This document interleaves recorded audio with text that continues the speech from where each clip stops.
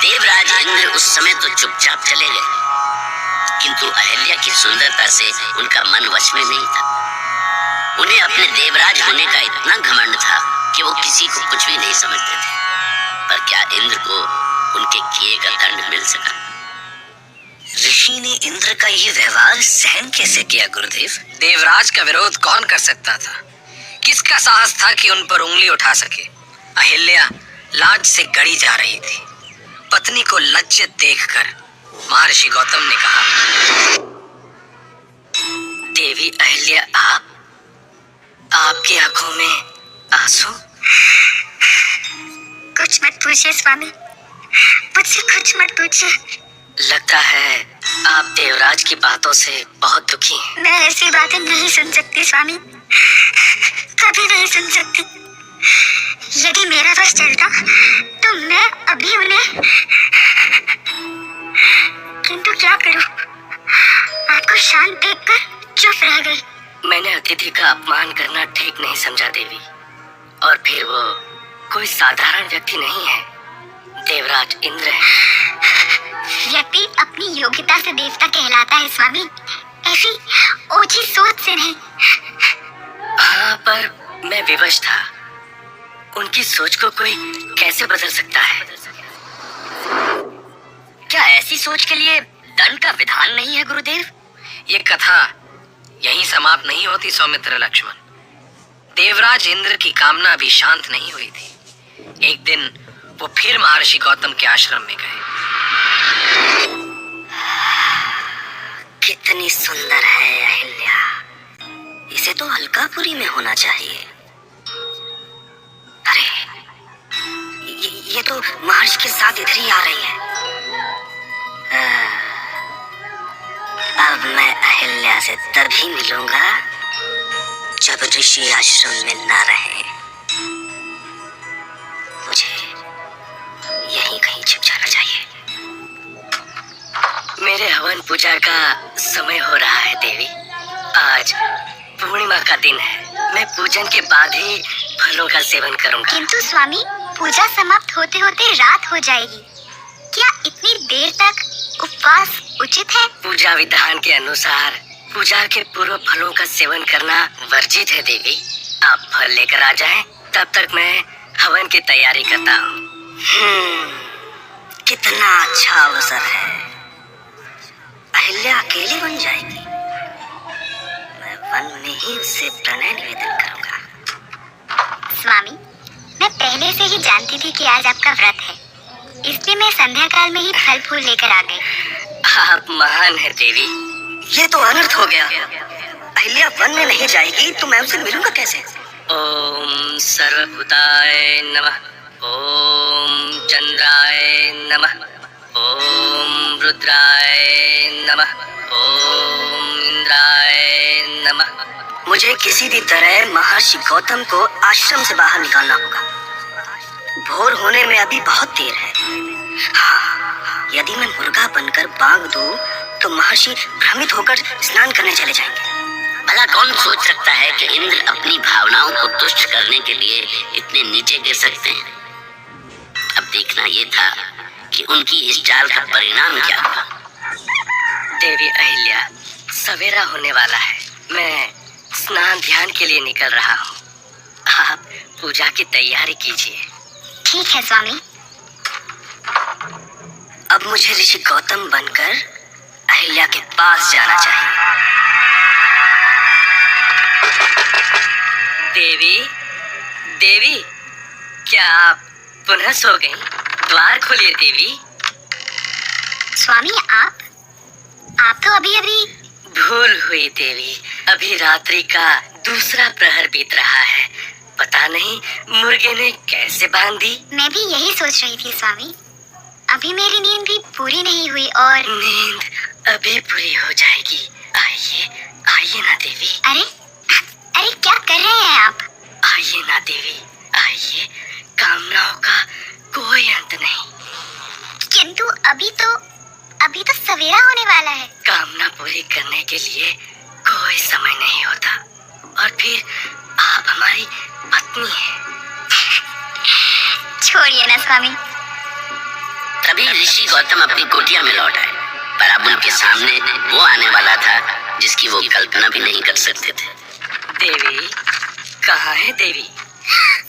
अरे ये कौन आ गया? देवी अहिल्या, कहाँ है आप तो यहाँ है। फिर आपकी आवाज पे मुझे पुकारने वाला कौन हो सकता है? अरे अब कौन आ गया बाधा बनकर? ठहरो, कौन हो तुम? अगले ही पल में गौतम के रूप में देवराज इंद्र और स्वयं गौतम आमने सामने। महर्षि गौतम को ये समझते देर नहीं लगी कि अवश्य ही अहिल्या के साथ छल हुआ है। वो चीख पड़े, कौन है तू पापी? तेरा मेरे वेश में यहाँ आने का दुस्साहस कैसे हुआ? पहले तुम बताओ कि तुम कौन हो? तुमने यहाँ आने का दुस्साहस कैसे किया? हे ईश्वर, ये क्या हो रहा है मेरे साथ? एक नारी को ऐसे संकट में क्यों डाल रहे हो ईश्वर? छली है तू, छली है। मैं नहीं, तू है छली। अपने असली रूप में आ दुष्ट, वरना तुम्हें इसी क्षण भस्म कर दूंगा। यदि इंद्र शक्तिशाली थे तो ऋषि भी उनसे कम नहीं थे। वो अपने तपोबल से एक ही पल में इंद्र को भस्म कर सकते थे। ऋषि का क्रोध कुछ भी कर सकता था। इस तरह महर्षि गौतम और देवराज इंद्र दोनों आमने सामने थे। सच 100 तालों में छिपा रह सकता है, पर झूठ नहीं।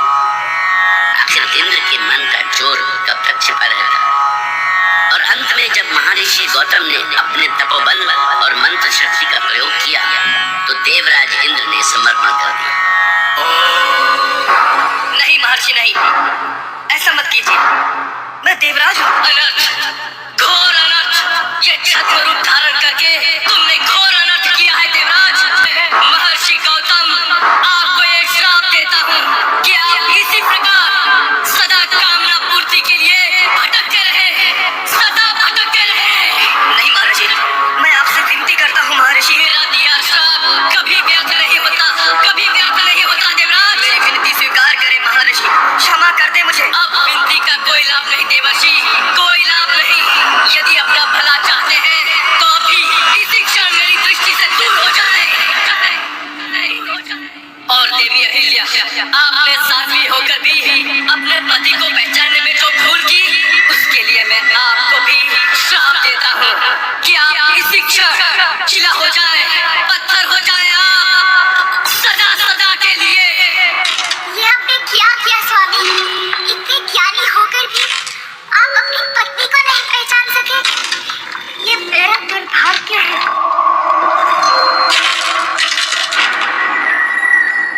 अब इन बातों का कोई अर्थ नहीं है देवी। तो क्या देवी अहिल्या पत्थर के रूप में अभी भी इस आश्रम में है गुरुदेव? हाँ कुमार लक्ष्मण, वो आज भी इसी आश्रम में है, किंतु बोल नहीं सकती, चल नहीं सकती, बस पीड़ा सह सकती है। इसमें दोष किसका है? किसकी भूल है गुरुदेव? यही प्रश्न मैं तुम दोनों से करना चाहता हूँ।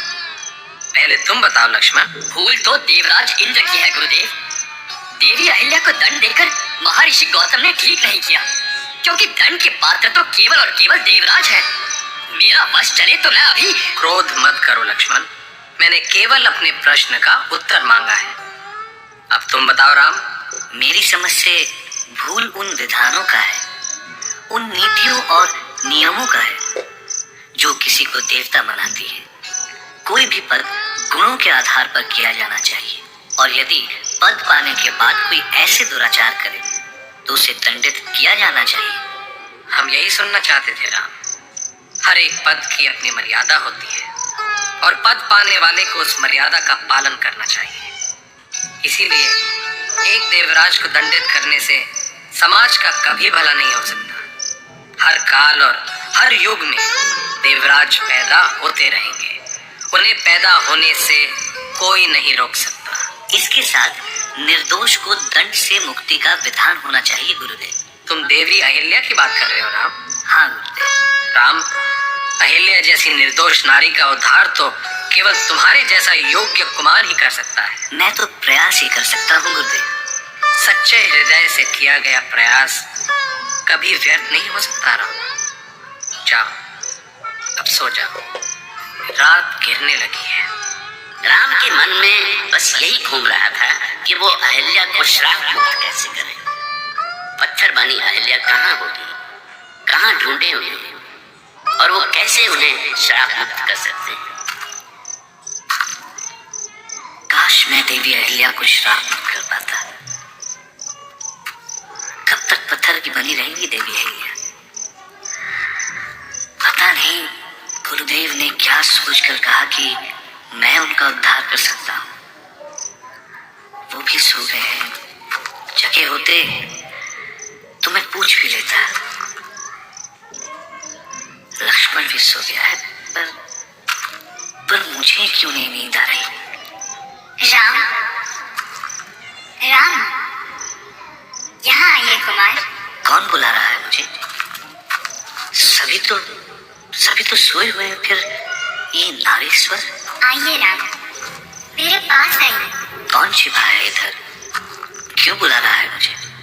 स्वर तो इधर से ही आ रहा है। मैं अहिल्या हूँ राम, महर्षि गौतम की पत्नी अहिल्या। आप तो पत्थर की हो गई हूँ, समाज से बिल्कुल अलग। यही कहना चाहते हैं ना आप? हाँ माता। आपकी प्रतीक्षा में इतने वर्ष बिताए हैं मैंने। आज मेरे सौभाग्य का दिन है, फिर से जीवन पाने का दिन है। इतने वर्षों में मैं पहली बार बोली हूँ। ये क्या कह रही हैं आप देवी अहिल्या? सत्य कह रही हूँ, मेरा उद्धार आपके हाथों से ही होगा राम। आप मेरा स्पर्श करें राम, मैं पत्थर से नारी बन जाऊँ। क्या गुरुदेव ने सच ही कहा था? क्या वो इसीलिए हमें यहाँ लेकर आए? क्या यहाँ विश्राम की योजना उन्होंने इसीलिए बनाई थी? क्या सोचने लगे प्रभु? क्या आप मेरा उद्धार नहीं करेंगे? क्या चाहते हैं प्रभु, कि मैं पत्थर की बनी रहूं? नहीं, मैं आपकी मुक्ति चाहता हूँ माता। आपको सशक्त देवी अहिल्या के रूप में देखना चाहता हूँ, पर मैं... आप सर्वशक्तिमान हैं। ये सृष्टि आपसे ही है, सब आपसे जन्म लेते हैं और आप में ही मिल जाते हैं प्रभु। ये सब आप क्या कह रही हैं देवी? किसने कहा ये आपसे? जिसने मुझे श्राप दिया, उन्होंने ही मुक्ति का मार्ग भी बताया है, और वो मार्ग अब मुझे मिल गया है। मेरा राम मुझे मिल गया है।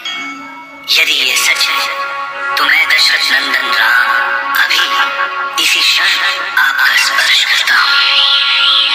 मेरे राम,